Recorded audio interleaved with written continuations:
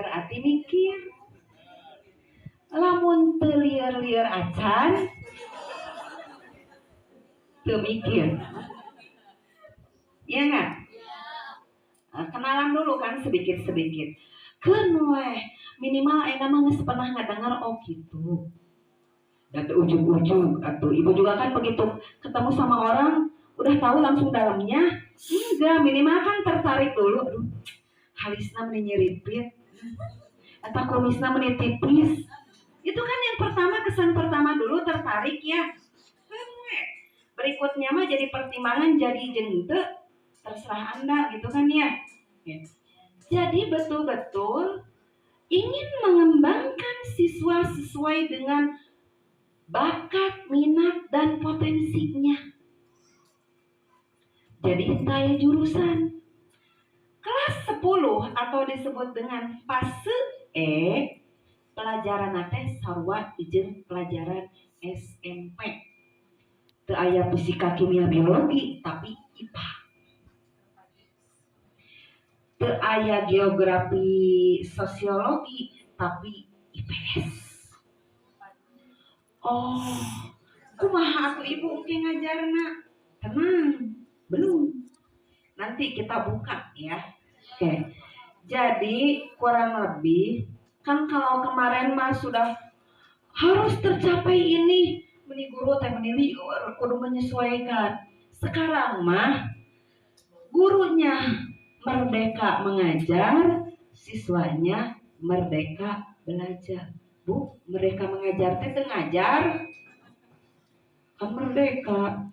Merdeka mengajar itu artinya guru punya keleluasaan yang lebih, gitu ya. Guru bisa lebih berimprovisasi, bisa lebih berinovasi. Kalau kemarin misalnya di kewirausahaan itu targetnya kalau bikin kolam kudu kolam. Atau misalkan ikan, gitunya budidaya ikan. Ini mah enggak, disesuaikan dengan muatan molok masing-masing. Waduh, ini belum bisa, sebentar lagi mati lampu enggak? Kalau enggak minta tolong. Jika guru kamu ridwe punten ya. Oke. Kalau kemarin aya KI hiji, KI 2, KI 3, KI 4. Ketika kita mengajar, tadi kan ketika saya memeriksa, ada nggak sih di dalam RPP membuat penilaian spiritual, penilaian sikap, berarti terintegrasi di dalam pembelajaran. Kadang dilakukan, kadang begitu ditanya instrumennya ketika mengajar ini mana sih yang berkaitan dengan instrumen sikap? Maharulem. Ya nggak? Kang boro-boro ngurus-ngurus begitu, ngurus-ngurus ke materi oge, teka udah, iya nggak? Iya, dan itu saya rasakan sendiri. Untuk sekarang, ya, kalau Bapak dan Ibu mau menerapkan aspek sikap berkaitan dengan karakter, itu nanti ada alokasi khusus. Jadi, kalau dulu ketika Bapak dan Ibu, Bapak mengajar apa? PAI, sabaraha jam saminggu? 4 jam, saminggu 4 jam. Upamisa semester sabaraha minggu? Teringat, kurang lebih 16 ya, aya. Ya, efektif lah 4 minggu, kan 2 minggu mah dipakai ujian, dipakai lain-lain ya. 16, berarti 16 kali 4 berapa dong? Genep 4. Kumaha ieu matematikana mah lulus teh? Benar? Efek siang atau memang betul-betul susah menghitung? Lamun ngeta ngartos mah komo ibu-ibu langsung cengharnya. Ibu mun ka dieu pasan ongkos nate mun jarak sekian langsung. Ya. Jadi mau bedanya hilap dari jam ya. Hitungnya jam itu per minggu. kali jumlah jam efektif berarti semester genep 4. Mun semester genep 4 berarti setahun 128 5 lolohok. Itu kan tetap harus dilakukan di kurikulum. Prototipe ngitungnya tidak per minggu tapi per tahun. Kita cek ya, kita taong dulu ke belakang. Panjang kene gitu. Oke.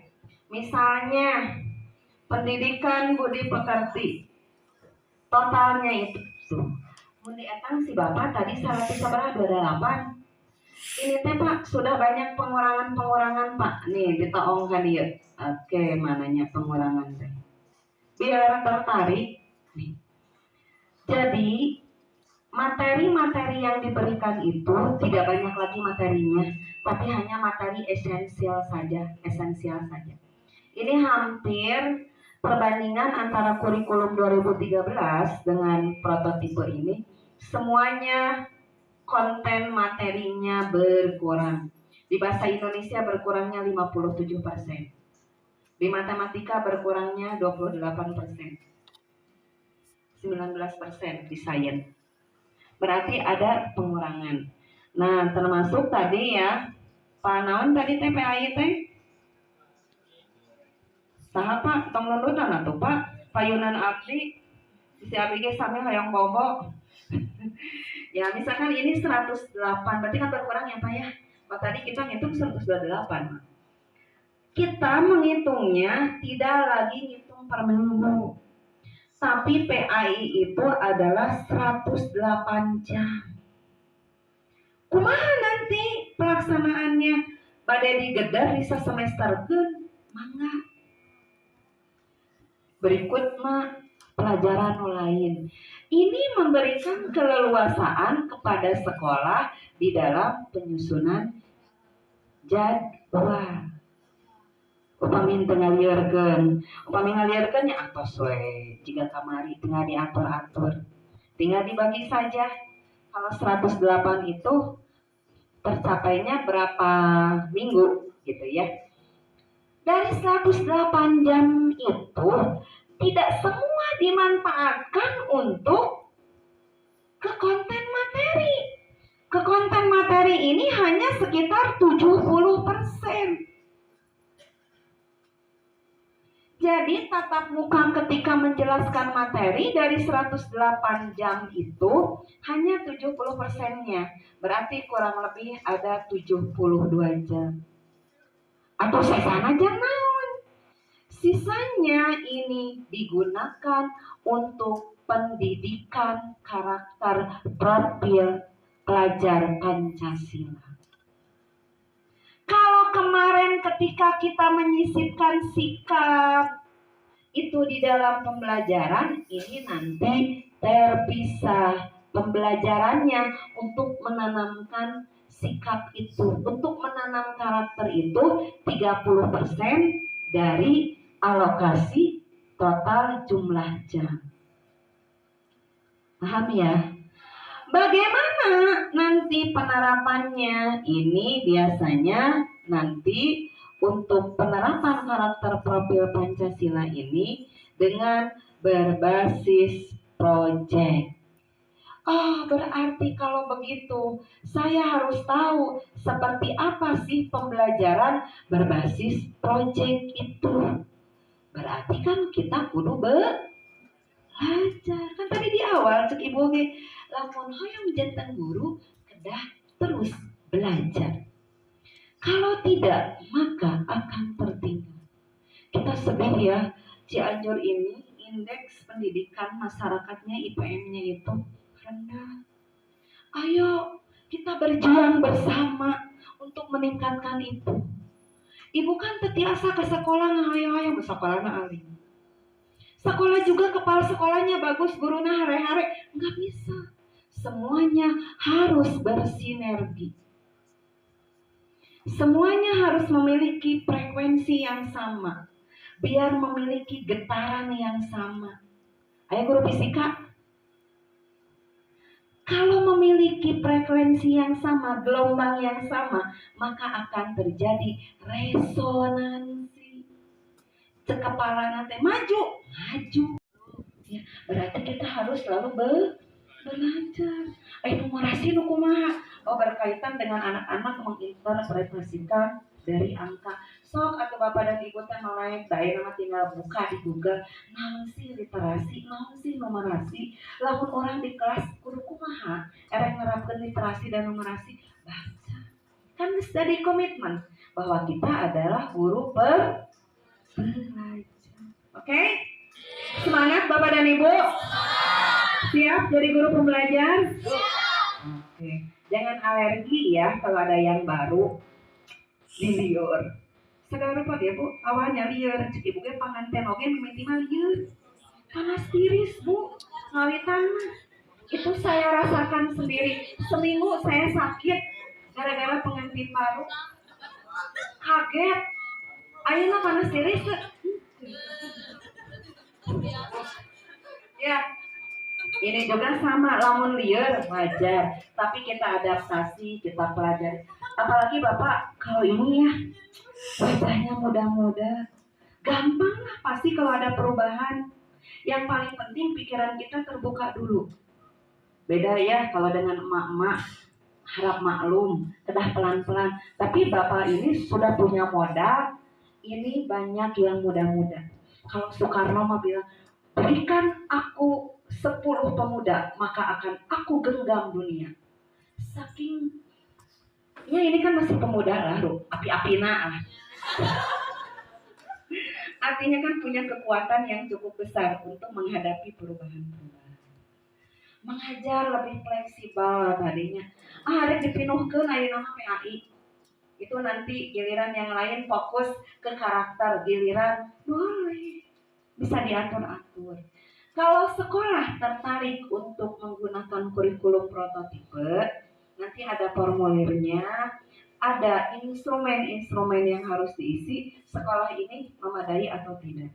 Nanti yang punya keputusannya adalah Bapak Kepala Sekolah. Bapak dan Ibu ini tinggal mengikuti kebijakan dari Bapak Kepala Sekolah.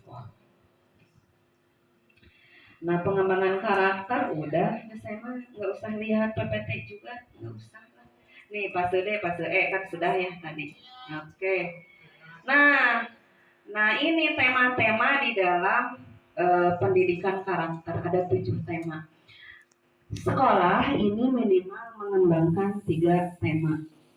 Pelajaran iya pada tema naon, pelajaran ini temanya apa? Gitu ya, minimal 3 tema. Ada bangunlah jiwa raganya untuk seperti ini. Nanti ada contoh-contohnya Bapak dan Ibu. Ini pemetaannya kurang lebih seperti ini. Kalau semua dibahas juga nanti karena bakal pilih tuh ini ya, kalau dulu ini KD 2013 untuk bahasa Indonesia pinuhnya jadi sekedik. Bade milih nu mana Bapak dan Ibu? Bade nu seueur, bade nu sekedik. Ari ngajar hoyong sekedik, ari berpikir panjang henteu. Karena ini sedikit berarti harus banyak inovasi, kreasi yang Bapak Ibu lakukan karena banyak waktu henteu diudag-udag deui kudu ngabereskeun materi. Kalau di sini kan karena banyak, jadi guru teh rek berkembang kumaha dari heuh. Berarti mah kabikeun ka budak geus beres, rek ngarti rek henteu karep. Sekarang mah enggak. Budak ini harus bisa apa setelah belajar dengan saya. Bukan guru ngeberes nyampaikan, tapi targetnya harus ada yang dimiliki, kompetensi yang dimiliki oleh siswa. Kebayang nggak? Ngerti nggak maksud saya? Paham ya?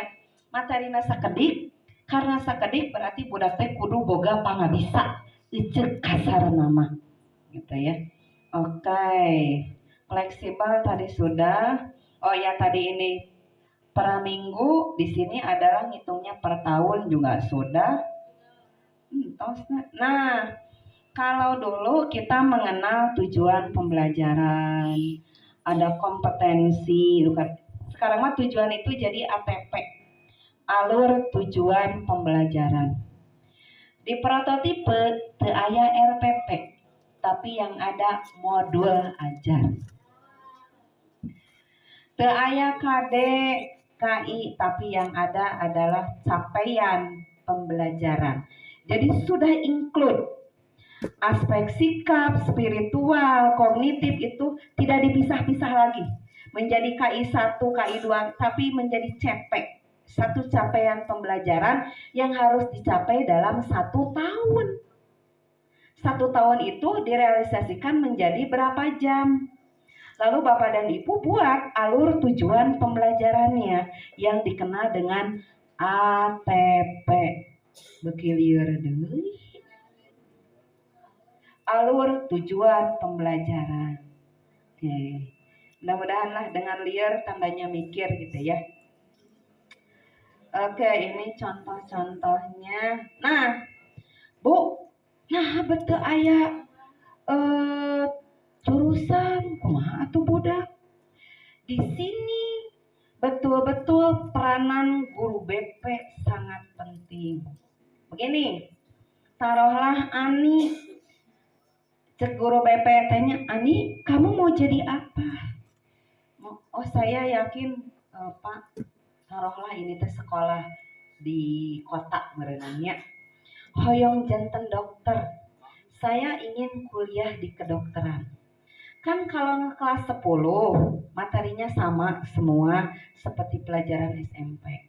Ketika kelas 11, kelas 12 itu bukan milih jurusan IPA IPS, tapi si siswa milih mata pelajaran. Pelajaran yang dipilih itu disesuaikan dengan minat, bakat, dan keinginan siswa. Kalau siswa ingin jadi dokter berarti milih mata pelajaran yang menunjang terhadap kedokteran. Paham? Wayan ini masih ragu. Wayan kamu mau kemana? Bu, saya masih bimbang. Apakah ke teknik sipil atau mau bisnis? Oh, berarti dibere pelajaran anu bisa kaditu, bisa kadieu. Untuk teknik sipil diberikan mata pelajaran, dia memilih fisika jeung matematika. Untuk menguatkan kalau dia ke bisnis, milih ekonomi jeung geografi. Jadi si budak teh bakal milih mata pelajaran. Ibu kumaha lamun abi eueuh mau milih pelajaran anak. Makanya cek ibu oge kudu bagus jadi guru. Kadang kan jadi guru itu jadi memotivasi siswa, iya nggak? Mun guruna enakeun budak teh resep, eta resep jadi cita-cita. Bener nggak? Itu yang saya alami dulu. Saya dulu cita-citanya ingin jadi guru fisika ke SMA. Teu hoyong jadi guru biologi, teu. Jujur. Kunaon saya ingin jadi guru fisika. Sampai sekarang terekam di memorinya. Mami guru nata Ibu Ane Rupaidah. Ku ibu mah diganti Ane Rupa Indah. Geris eta guru tanya. Sorana halimpu. Eta mun nerangkeun ngarti sanajan eta fisika. Itu di dalam diri menjadi guru hayang jiga kitu.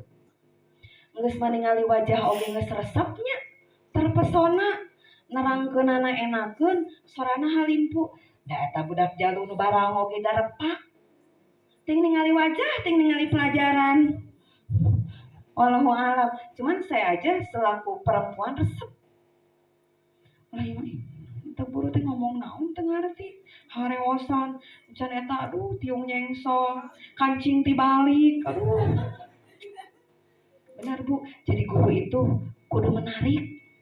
Saya inget dulu nggak sengaja seminggu pakai baju nuansa hijau, itu budak ada yang nyamperin, ibu lagi seneng hijau ya? Kenapa? Kemarin ibu hijau muda, sekarang hijau yang ke kotak-kotak. Saya, oh ternyata diperhatikan ku budak, iya nggak? Jadi nanti betul-betul si minat bakat siswa itu diarahkan. Berarti guru BP betul-betul memiliki peranan yang cukup penting. Bu, begitu nanya budak, Ujang mereka mana? Abi mau ke mana ibu? Abi mah mereka pabrik. Mau naraskeun, oh berarti arahkan yang nanti bisa membekali siswa ke dalam dunia kerja. Jadi kita lebih fleksibel dan betul-betul kita membekali anak supaya anak nanti bisa hidup lah setelah sekolah. Sekolah tapi budak teh bisa nanaon. Ngomong dihareup oge teu bisa. Aya teu budak nu kitu. Ari diajar bahasa Indonesia di SD tepikeun ka SMA sabaraha mun dihitung. Aya latihan berbicara, kunaon aya budak teu bisa ngomong dihareup. Ngerti enggak? Berarti kan budak teh kudu bisa ngomong dihareup. Bu tang bara-bara budak, guru oge aya. Kan produk baheula meureunnan. Nanti mah enggak. Ya enggak? Budak dilatih menulis, aya nu teu bisa ngarang. Berarti kan teu berhasil. Jadi nanti mah sedikit tapi betul-betul anak itu punya kompetensi. Oke. Nah, nih contoh-contoh. Jam sabaraha ieu abi yang geraweuh. Hah? Kan janji jam 2. Iya, alhamdulillah. Nih, misalnya ini yang SMA ya. Berkaitan dengan pengolahan sampah. Nah, apa temanya? Berkolaborasi, ada kegiatannya. Kalau ini nanti bisa dikembangkan, Pak. Yang Sultan Giri, yang tadi pengelolaan batok kelapa, bisa dijadikan molok, Pak. Lebih dikemas lebih bagus, sampai nanti bisa jadi ikon sekolah itu, bisa saja. Bapak dan Ibu, sebetulnya ini kan harusnya beberapa jamnya nerangkan ini, tapi kalau dibanyakin oke hayang utah itu pasti. Aya nama perkenalan, oh kurikulum prototipe teh juga gitu. Oh mun orang ngajar teh kudu gitu.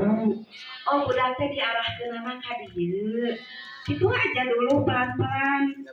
Kalau udah serius baru nanti ada pembimbingan, ada pendampingan, kumaha ngadamel modul ajar, kumaha nerapkeun capaian pembelajaran, bagaimana meneruskan ke ATP-nya, gitu ya. Belajar bagaimana pembelajaran berbasis proyek, pesabaya PR anu Bapak Ibu kedah baca. Mudah-mudahan tidak mengerti apa yang saya sampaikan. Supaya Bapak dan Ibu mau belajar lagi, penasaran gitu ya. Itu saja, kurang lebihnya mohon maaf. Kalau nanti ada yang mau ditanyakan boleh saja. Wabillahi taufiq wal hidayah. Wassalamualaikum warahmatullahi wabarakatuh.